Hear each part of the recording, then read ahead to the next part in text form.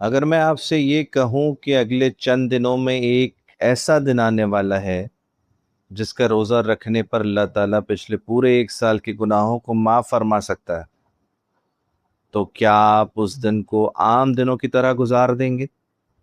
سوچئے، ہم دنیا کے معمولی فائدے کے لیے کتنی پلاننگ کرتے ہیں، ایک سیل مس نہیں کرتے، ایک امپورٹنٹ میٹنگ مس نہیں کرتے، لیکن اللہ کی طرف سے آنے والا مغفرت کا یہ عظیم موقع، یہ عظیم پیغام ہر سال کتنے لوگوں سے مس ہو جاتا ہے۔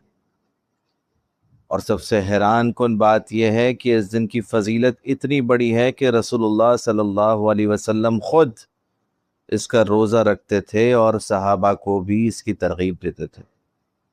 یہ ہے یوم عاشورہ، محرم کی 10ویں تاریخ، ایک ایسا دن جو صرف تاریخ نہیں بلکہ اللہ کی رحمت، مغفرت اور نجات کی یاد دلاتا ہے۔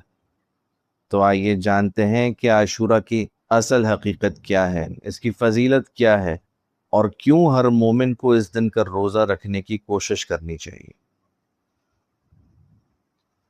عاشورہ محرم کی 10 تاریخ کو کہا جاتا ہے۔ یہ اسلامی سال کے پہلے مہینے محرم کا ایک بہت عظیم دن ہے۔ جب نبی کریم صلی اللہ علیہ وسلم مدینہ منورہ تشریف لائے تو آپ نے دیکھا کہ یہود اس دن کا روزہ رکھتے ہیں۔ آپ نے دریافت کیا تم اس دن کا روزہ کیوں رکھتے ہو؟ انہوں نے جواب دیا یہ بہت عظیم دن ہے، اس دن اللہ تعالیٰ نے موسیٰ علیہ السلام اور ان کی قوم کو نجات دی اور فرعون کو غرق کر دیا، اس شکر میں موسیٰ علیہ السلام نے روزہ رکھا۔ یہ سن کر آقا علیہ السلام نے فرمایا ہم موسیٰ سے زیادہ قریب ہیں۔ تو پھر آپ صلی اللہ علیہ وسلم نے خود بھی روزہ رکھا اور صحابہ کو بھی اس کا حکم دیا۔ اب ذرا اس فضیلت کو سنیے۔ ابو قتادہ رضی اللہ تعالی عنہ روایت کرتے ہیں کہ رسول اللہ صلی اللہ علیہ وسلم سے عاشورہ کے روزے کے بارے میں پوچھا گیا۔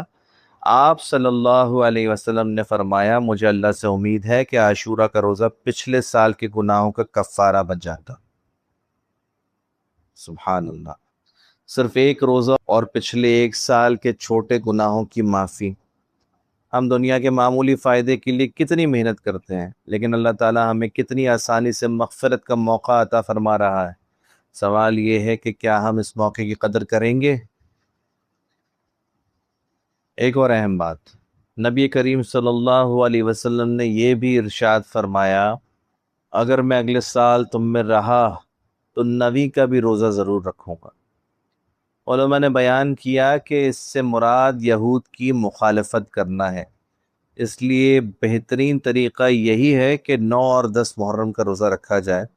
اگر کسی وجہ سے 9 کا روزہ نہ رکھ سکیں تو کم از کم 10 محرم کا روزہ ضرور رکھیں اور 11ویں محرم کے روزے کو ملا لیں۔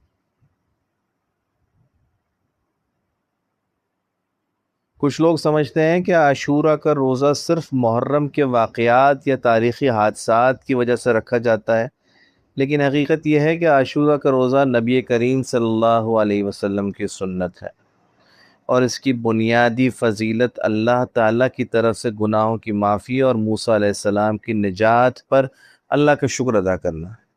اس لیے ہمیں اس دن کو بحث، اختلاف اور غیر شرعی رسومات میں ضائع کرنے کے بجائے اللہ کی عبادت، ذکر، دعا اور روزے میں گزارنا چاہیے۔ میرے عزیز بھائیوں اور بہنوں، ہو سکتا ہے یہ عاشورہ ہماری زندگی کا آخری عاشورہ ہو۔